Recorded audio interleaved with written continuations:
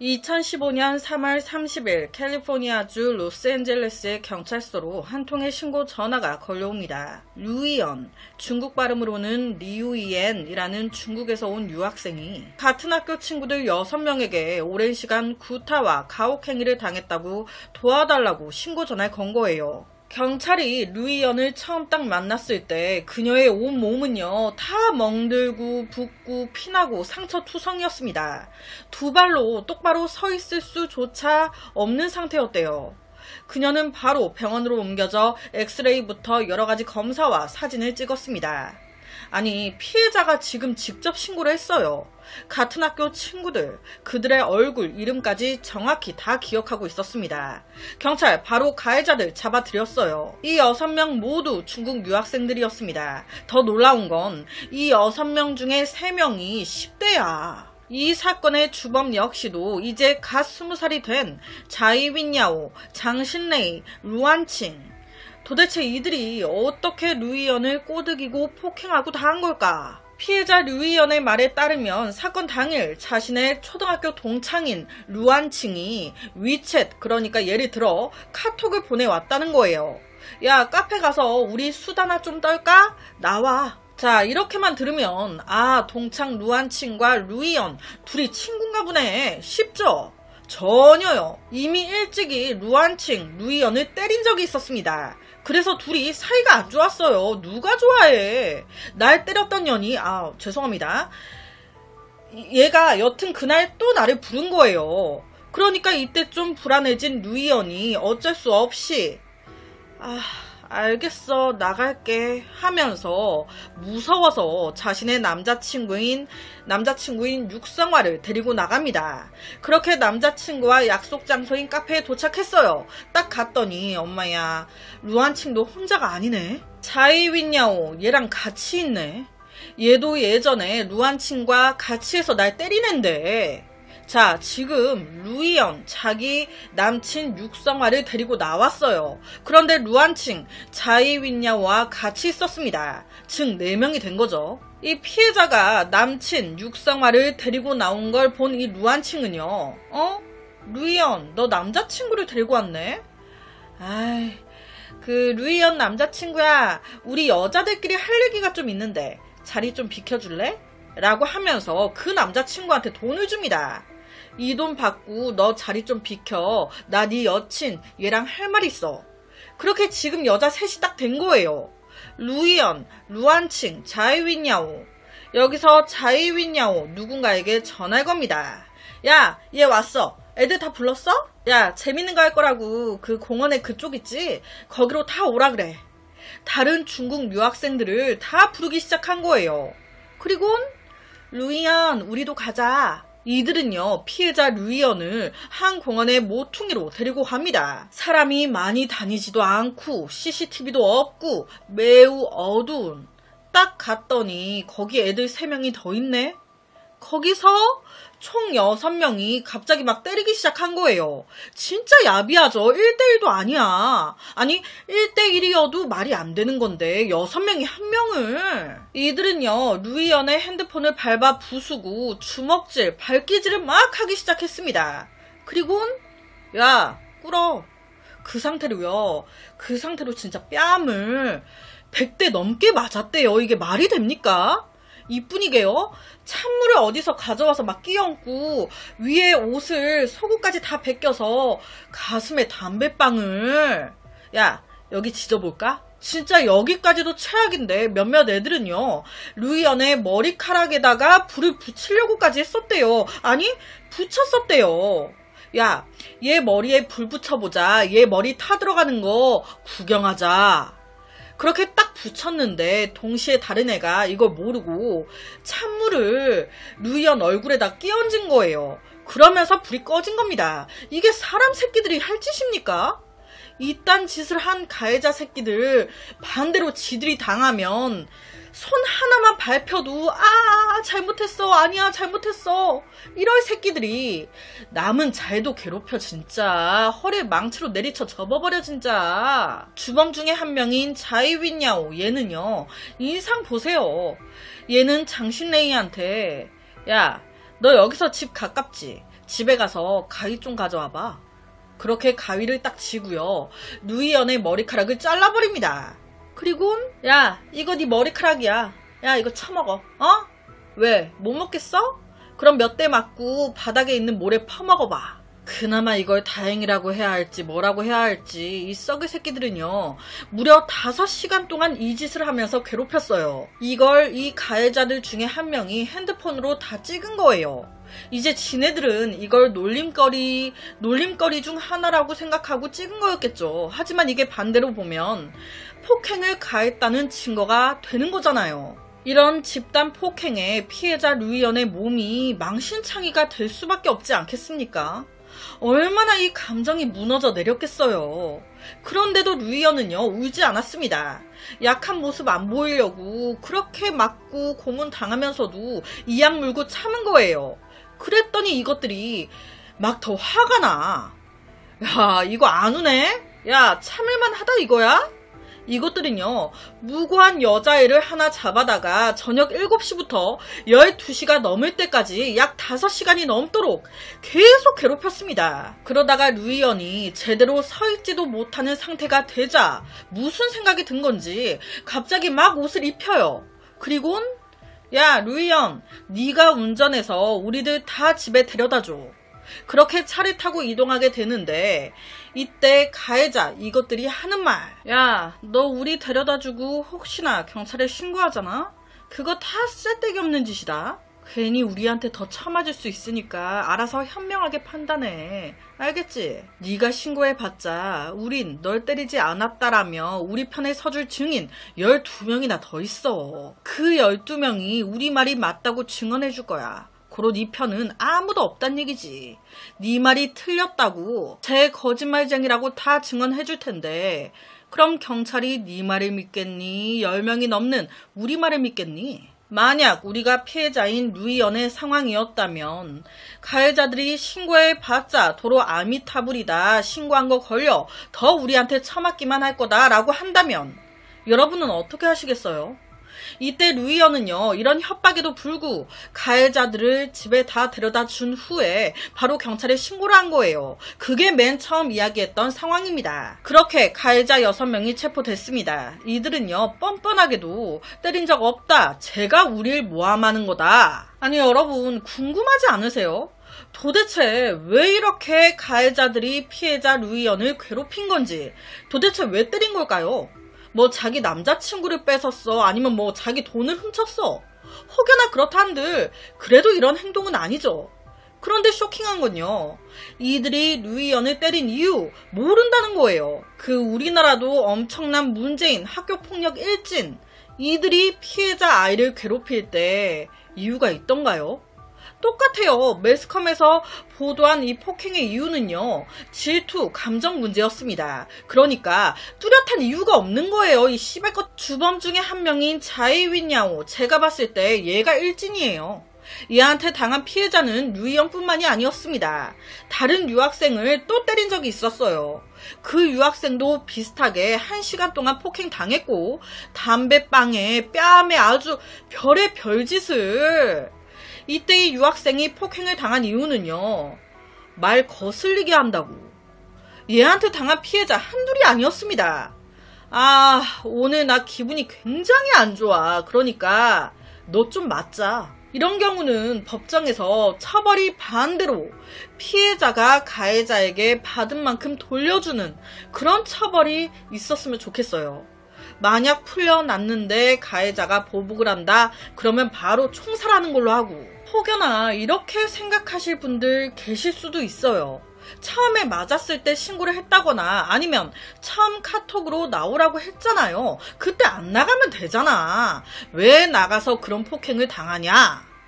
여러분, 그냥 사회인이었다면, 한 번 보고 말 사이였다면 안 나가고 무시했겠죠. 그런데 학생, 유학생 같은 학교였어요.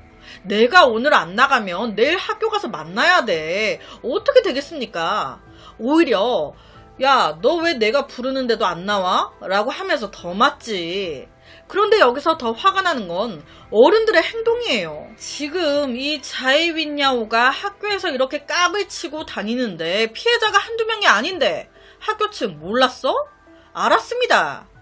어떻게 이렇게 우리나라 상황과 비슷한지 학교 측 알았어요. 그런데 어쩌라고. 괜히 문제 일으키면 학교 이미지만 안 좋아져. 당한 애들한텐 미안하지만 그냥 모른 척 있어. 제가 앞서 그랬잖아요. 이 피해자 1년 전 자이윈야오와 루안칭한테 맞았었다고. 이때 학교 측에 바로 알렸었어요. 그런데 1년 뒤 이런 사건이 또 발생했죠. 이게 무슨 말입니까? 폭행 보고를 받은 학교 측 아무런 처벌 없이 이때 그냥 넘어간 거예요. 방치. 왜? 중국 학부모들이 돈이 많거든. 중국 유학생 한 명을 내치면 그게 돈이 얼만데 미쳤어? 그냥 모른 척 넘어가. 애들 다 우리 학교 다녀야 내가 돈을 벌어. 로스앤젤레스에 있는 이 학교의 거의 대부분 학생들이요. 중국인 아니면 한국인 유학생들이었대요. 그러니까 우리 한국 유학생들도 인연한테 당한 사람이 있을 수도 있는 거예요. 그렇다면 이 가해자 자이윈야오 얘는 어떤 년인가? 얘는요 14살 때 상해를 떠나 미국으로 왔어요. 미국에서의 적응, 공부 쉽지 않았습니다. 그렇게 연이어 학교를 옮기게 되는데 중요한 건 집이 잘 살아. BMW에 마세라티 이런 차를 타고 다니고 남들이 뭐 렉서스나 일반 차를 타고 간다? 그럼 그렇게 비웃었었대요. 집이 잘 사니까 돈이 많으니까. 이런 애가 학교에서 문제를 일으키고 다녀요. 그래서 애를 퇴학시킨다? 그럼 학교 측에선 돈줄인데 아까운 거예요. 얘는요 심리적으로도 굉장히 좀 이상한 애였습니다. 미국에서 몇 차례 연애를 했는데 3번을 연애하면 사귀는 거를 다 일일이 예를 들어 페이스북 이런 데에 다 올려요. 그러다가 헤어진다? 그러면 힘들다고 그렇게 스스로 자해를 해. 자기 감정을 잘 컨트롤 못하는 거예요. 남도 때리고 지 몸도 막 그러고. 얘 뭐야? 자 보시면 가해자 2명은 여잔데 남자 하나가 껴있죠. 앞서 언급했던 장신레이 얘는요 이 자이윈야오에 노출되지 않은 새 남자친구였습니다. 그러니까 이 자이윈야오의 행동이 우리나라에 정신 못 차리고 괴롭히고 다니는 깝치는 일진들 있죠. 딱 그 행동이라고 보시면 되는 거예요. 욕을 막 입에 걸레를 물었어. 이 사건 이후에 자이윈야오는 자신의 페이스북에 있는 모든 사진, 글들 다 지워버립니다. 실제 자이윈야오가 체포됐다는 소식에 누구 하나 놀란 사람이 없었대요. 오히려 이번에는 좀 제대로 죗값을 치렀으면 좋겠다. 다 이런 반응. 그러니까 집에 돈이 많으니 이렇게 체포돼도 금방 풀려났던 거예요. 거기다 더 빡치는 게 자이윈야오 체포가 됐어요. 이때 경찰한테 하는 소리가 곧 있으면 내 생일인데 경찰 아저씨 나 생일 전에는 꼭 풀어줘요. 나 친구들과 생일 파티 해야 돼. 2015년 4월 14일 이 사건의 1심 재판이 시작됐습니다. 자이윈야오와 남친 장신레이 그리고 루안친까지 이 사건의 심각성을 못 느끼는 거예요. 왜? 늘 이렇게 해도 뭐 없이 그냥 풀려났으니까 이번에도 그러겠지. 그래서 법정에서 이들은요 웃습니다. 빨리빨리 좀 하고 끝내요. 지금 둘이 눈 마주치고 웃는 거 보세요. 하지만 이번엔 경찰 선에서 학교 선에서 끝낸 게 아닌 법원으로까지 넘어왔죠. 미국은 이거 중재거든. 미국 법에 따라 종신형까지 내려질 수 있는 상황. 그런데도 심각성을 모르는 거예요. 우리 집에 돈 많아. 부모님이 막아주실 건데 뭐. 그건 네 착각. 재판 때 당시 중국에서 넘어온 이들의 가족들이 뒤에 다 앉아 있었어요. 그렇게 법관이 이 3명에 대한 법률 조항을 낭독하기 시작하고 그걸 이제 통역사가 통역을 하기 시작하는데 점점 이 3명의 표정이 굳어갑니다. 제가 앞서 그랬잖아요. 가해자 6명이 체포됐다고. 우선 이 3명은 갓 20살이 된 상태였기 때문에 공개 재판이 진행됐는데 나머지 3명은 미성년자였기 때문에 비공개로 진행이 됐대요. 미성년자 범죄와 성인의 범죄는 완전히 처벌 자체가 다르다고 합니다. 그래서 이때 들리는 말로는 미성년자 부모님들이 우리 아이는 저 주범 3명이 협박해서 어쩔 수 없이 그 자리에 있었던 것 뿐이라고 이제 그렇게 얘기를 했다는데, 그래도 미국 법은요, 범죄 사실이 인정될 시 그 자리에 같이 있었던 것만으로도 공동 범행으로 인정이 된대요. 그 연령대에 맞는 가장 무서운 처벌을 감당해야 한다고. 1심에서는 뭐 크게 결론이 나진 않아요. 하지만 이때 이 셋 뭔가 심상치 않음을 느낀 거예요. 그렇게 2015년 6월 3일 다시 이어서 재판이 열리는데, 이때 이 자이윈야오는요, 법정에서 막 분노하고 소리 지르고 멸시하고 끊임없이 판사한테 이러쿵저러쿵 소리 지르고, 심지어 피해자를 딱 노려보면서 너 내가 나가면 죽여버릴 거라고. 그래서 법관에 이제 판사의 경고까지 받았었대요. 그러니까 이게 심각하게 돌아가는구나 라는 걸 느끼고 막 지 승지대로 막 한 거예요. 거기다 플러스 그 부모의 그 새끼라고 재판 진행 중에 어떤 한 가해자의 부모님이 우리 애 죗값 안 받을 수 있게, 우리 애가 좀 유리해질 수 있게 증언을 해달라고 증인한테 뇌물 주다가 걸렸네. 와, 가지가지 하고 있죠. 이런 사건이 벌어졌을 때 가해자들이 하는 가장 뻔한 변명, 이게 뭘까요? 제가 제일 싫어하는 거. 제가요 뭐 정신이 온전치 않아요. 제가요 뭐 머리가 좀 아파요. 심신미약 진짜 다 찢어버려. 이때 자이윈야오 2년이 심신미약을 주장한 거예요. 제가 앞서 그랬잖아요. 남친과 사귀다 헤어지면 그렇게 자해했다고. 이걸 걸고 넘어진 겁니다. 이에 법원은요, 정신감정 진행합니다. 결과는 당연히 정상이죠. 그냥 나쁜 년인 건데 무슨 심신미약, 정신상태를 변명으로 들이밀어. 왜 정신상태 탓을 해? 지가 못돼 처먹은 걸. 심신미약을 주장해도 안 되고, 법정에서 소리 지르면서 판사를 협박해도 안 되고, 증인 살려고 했는데 걸려가지고 더 난리 났고, 이제 어떡해요?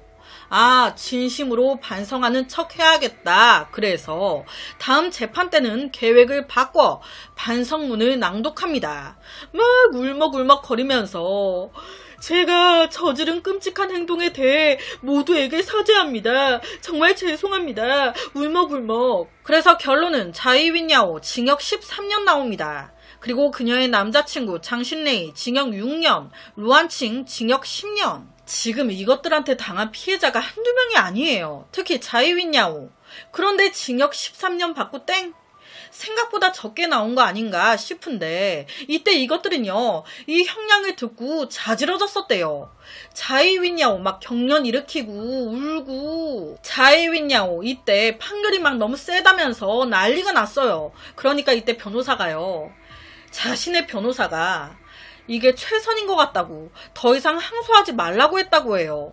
더 싸움으로 가면 종신형이 나올 것 같다고, 여기서 멈추자고. 이것들은요, 미국 감옥에서 이제 형을 다 산 뒤 출소하고 나면 바로 중국으로 추방, 미국에 다시 들어오지 못할 거라고. 우리나라도 그렇고 어느 나라든 이 학폭 문제가 많습니다. 지금 자이윈야오는 징역 13년 나왔잖아요. 장신레이 빼고 다 징역 10년 이상 나왔죠. 그런데 우리나라는 제가 구글에 그냥 검색해보니까 옆에처럼 5년 이하의 징역 또는 1,000만 원 이하의 벌금이라고 나오더라고요. 진짜 우리나라 학폭의 경우 이 정도밖에 안 나오나요?